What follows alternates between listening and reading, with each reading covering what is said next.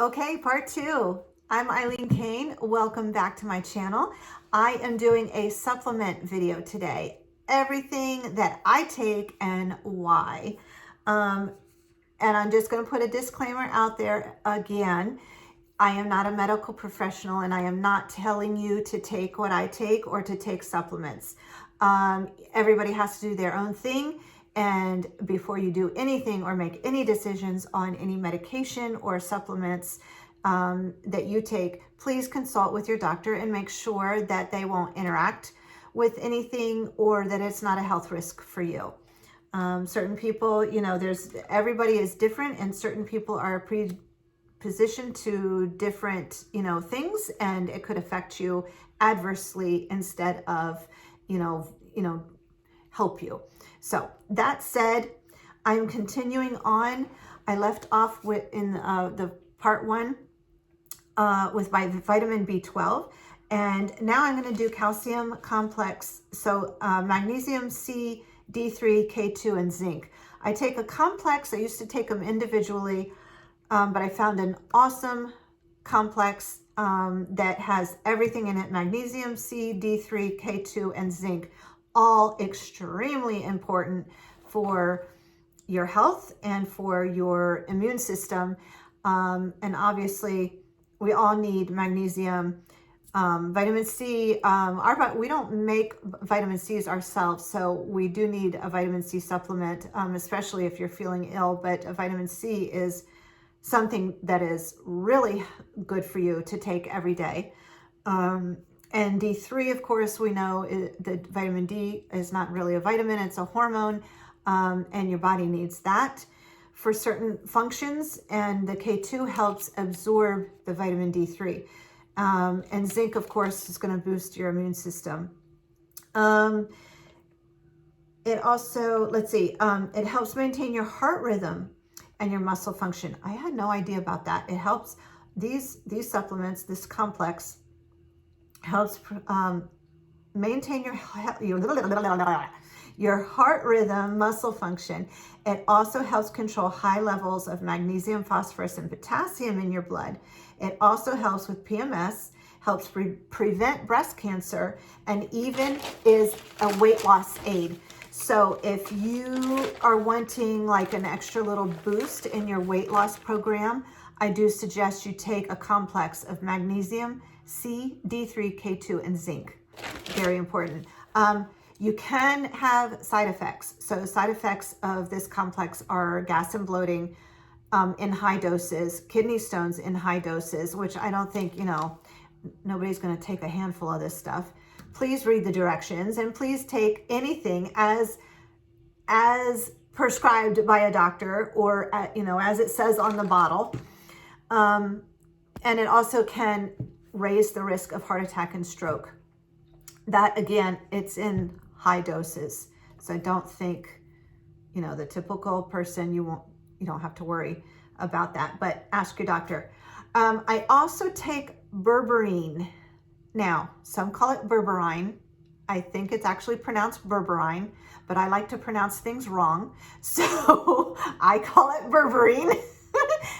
Berberine or berberine is a chemical found in plants like, I did not know this, European barberry, golden seal, golden thread, Oregon grape, philodendron, and tea turmeric. Turmeric is another one. Do you pronounce it turmeric or turmeric? I've always said turmeric. I've always heard turmeric, but recently I've heard so many people call it turmeric that now I don't know what it's called. Anyway, it helps strengthen your heartbeat, kills bacteria, and helps regulate how your body uses sugar in the blood. Awesome things. So I take berberine as is also a natural antibiotic.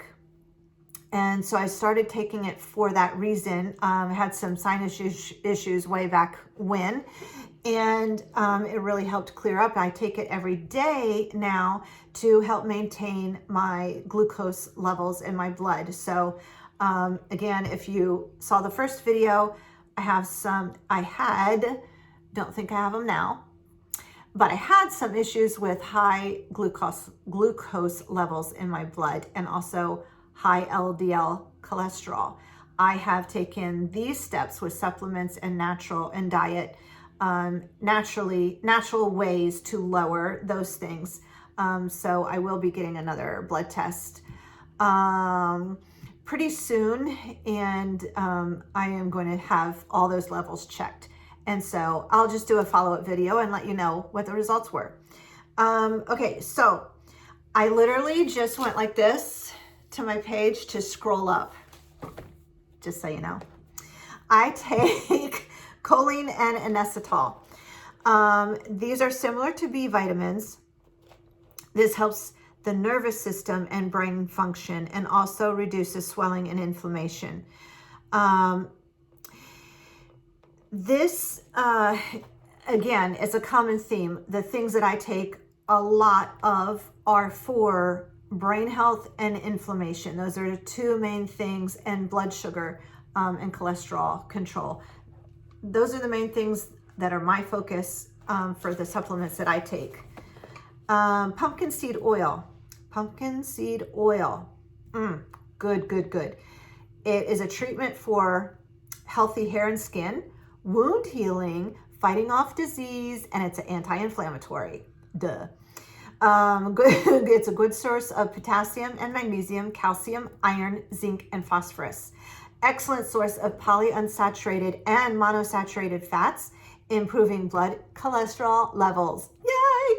That's the first thing I started taking to help lower my cholesterol. I am so curious to find out what my levels are now. So again, I'll be taking a blood test just to see if everything's gone down, and I can't wait to do a follow-up video because I know I'm gonna be so happy because I feel amazing. Anyway, a warning though, for pumpkin seed oil, people with certain health conditions should beware.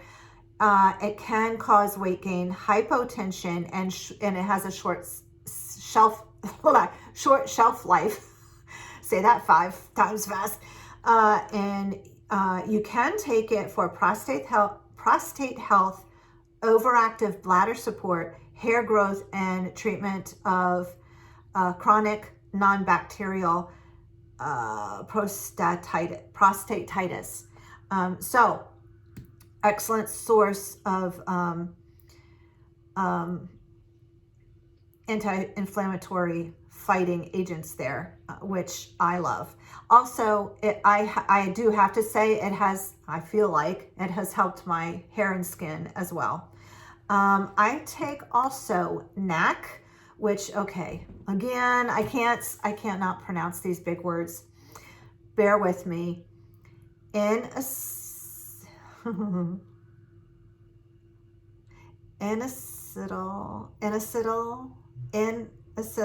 cysteine. Ooh. Okay, NAC, NAC. NAC bonds with glutamine and glycine to form glutathione, which is an antioxidant. That mainly helps your immune system. It helps get rid of free radicals and reduces oxidizing stress, and lowers your risk of diabetes, infertility, and heart disease. So again, I started taking NAC for immune booster, but had no clue that it had all these other health benefits as well. So it also detoxifies your liver and your kidneys. It can help with side effects of drugs and heavy metals, or acetaminophen overdose. It helps respiratory issues like COPD and bronchitis and even HIV. Prevents the flu, insulin resistance, and PCOS. It's good for healthy brain function, and it benefits Alzheimer's, Parkinson's, depression, bipolar, and people with addiction. Also helps lower LDL cholesterol and improves fertility. Well, I don't need that. I don't need to improve fertility, that's for sure. But I do need those other benefits. LDL cholesterol and the brain health for sure, and immune booster. It does have risks, so if you take blood thinners or certain medications for angina or diabetes, please do not take this. Okay, next up we have ginkgo biloba. I know this is a lot of information, so please bear with me. I know that it's kind of, it's not my regular content, but it's so beneficial. And I feel like it's going to help so many people. Okay, so ginkgo biloba is from the ginkgo tree, and it's a Chinese medicine and is native to China. It's used to treat brains and circulatory and respiratory conditions. Today, it's mostly used for brain health. That's why I take it. It helps with dementia, eye problems, leg pain, tinnitus, and blood pressure. And I also take it for that reason. For leg pain, I have nerve pain, which, you know, this is one that I have not seen any true benefits from yet. So I'm not sure that the ginkgo biloba is really working for me. But then again, you know, I'm not going to be able to tell. I do take a lot of supplements, so I'm not going to be able to tell specifically if ginkgo biloba has added or taken away anything. That's just my opinion. So it has been shown to help ward off strokes, cancer, depression, schizophrenia, ADHD, and others. And that's obviously another reason why I take it, specifically for ADHD. But however, it has some side effects. It can cause skin reactions, constipation, dizziness, headache, heart palpitations, and an upset stomach. Also do not take it if you have, I have no idea what I wrote, but if you do not take it if you're pregnant or diabetes, or if you have diabetes. So again, with all of these, please don't take them if you don't know much about them or if they're going to interact with any other medications you're taking, and please talk to your doctor. Okay, so I take another amino acid called L-tyrosine, and I think, you know, you're probably saying like, good Lord have mercy, she's taking a lot of supplements. These are all things that are a benefit to me. They're beneficial for me, and I feel better and healthier with taking them. That said, again, it's not right for anybody. I'm not sorry if I keep repeating myself, but it's so important to know, to do your own research and to know what you're taking and why you're taking it. And if you have certain conditions or issues, ask your doctor, and then ask if you can take, research it if you want to take something natural. And if you don't, there's nothing wrong with that. If you want to take medication, that's up to you. That's, you're the only one, you do you. You're the only one that knows your body and how you'll react and how you'll feel better. Okay, so I also take L-tyrosine, and that is an amino acid, and it helps the body to build protein and produces enzymes, thyroid hormones, and skin pigment, melanin. So, and there was this trend that I saw on TikTok not too long ago, maybe like a year or two ago. And people were taking it because they thought it made them tan. Please don't take supplements because you think they might make you tan. I mean, I don't know if it actually does. It hasn't me, like I'm fair skinned. It has not made me tan. That shouldn't be a reason why you take supplements. But it's, moving on. It's also, and this is a good reason why I take it. It helps the body produce neurotransmitters that help nerve cells communicate. And it's important in the production of epinephrine, norepinephrine, and dopamine, helping your moods and sleep. So, and I don't know what PKU is, but people with PKU take it and it helps them. I don't know what that is. I didn't research that part. So if you have PKU, only you know what that is, and you might even be taking this already. Anyways, it helps mental alertness, coping with sleep deprivation, which is something AD goes along with ADHD, and it's another reason why I take it. And is to help with insomnia.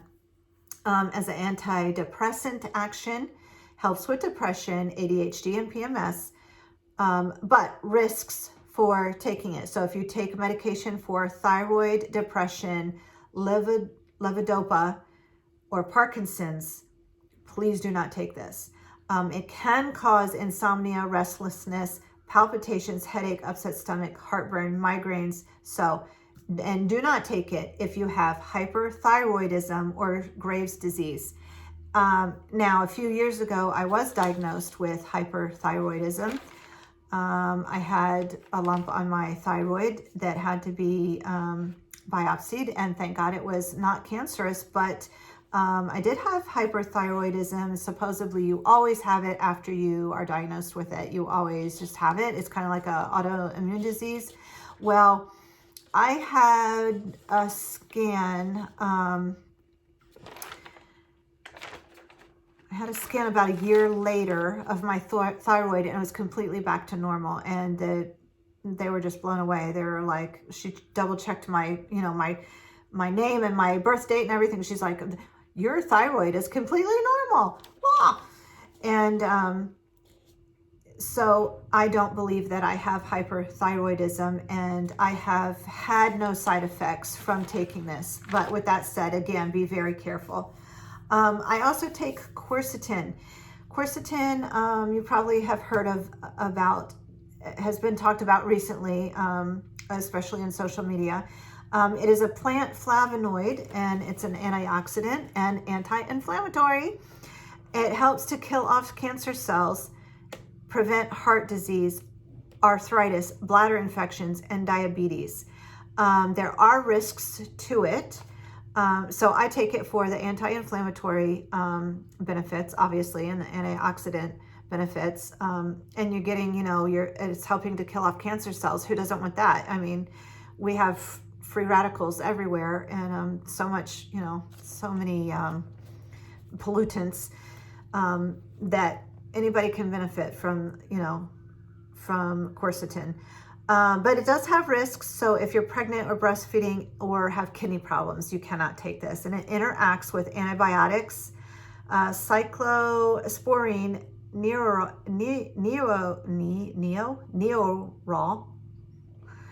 and Sandymoon, which I don't know what it is, but liver medication. So that's the interactions on that one.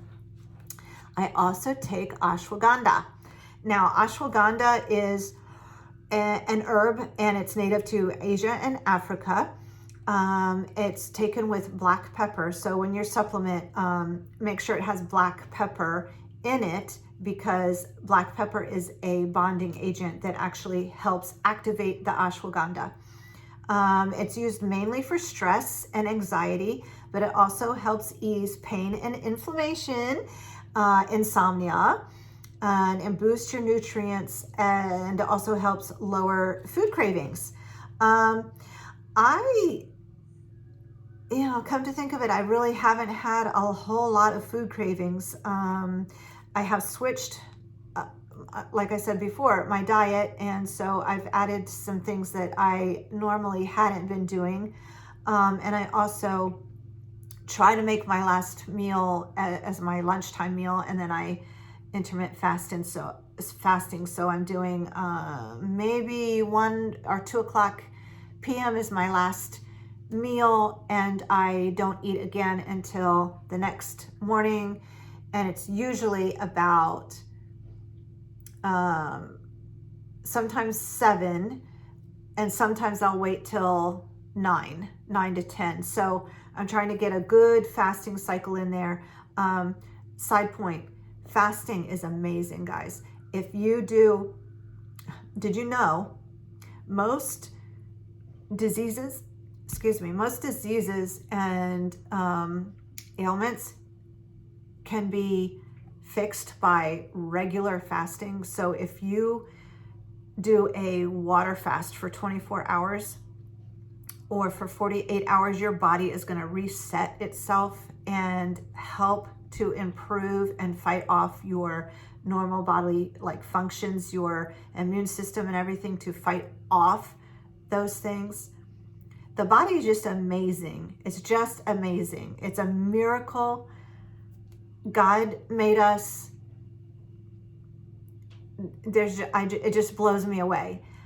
Most of the things that, you know, affect us today are man-made, and what God made, the natural things, and even our own bodies and our own minds, is what can heal us. It's just amazing.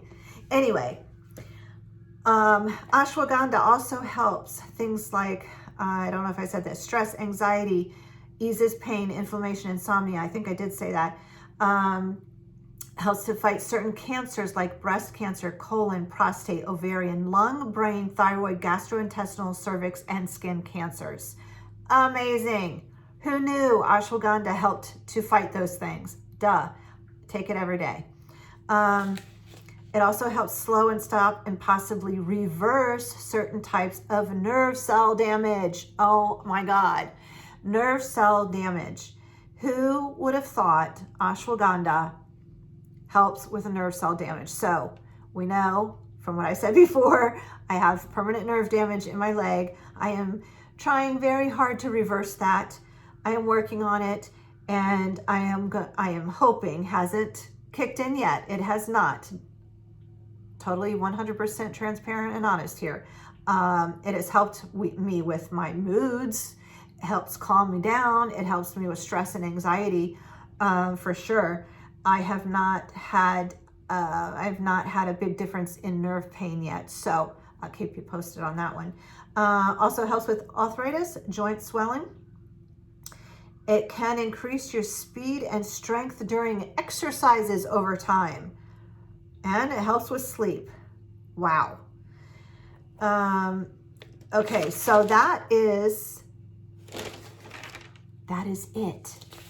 That is all the supplements I take. Now, when I start to feel sick, I do certain things to boost my immune on top of what I'm already doing. So if you're starting to feel sick, like you're fighting something, take Zicam zinc tablets, emergency C vitamin powder, because it's got like 1,000 milligrams, I think, of vitamin C, with echinacea and your black elderberry. And you take that like religiously every 4 hours if you can, and from the moment you start feeling sick, start taking it, and you will notice a difference. Your cold or whatever will not be as long. You will not get it full blown, and you will feel better faster. One thing I wanted to point out on the echinacea, which is the coneflower, which is the immune booster, that does have some risks, some interactions with medication, and I just want to disclose that. So if you're taking any medications for tuberculosis, leukemia, HIV, diabetes, AIDS, or an autoimmune disease, then you have to ask your doctor about echinacea.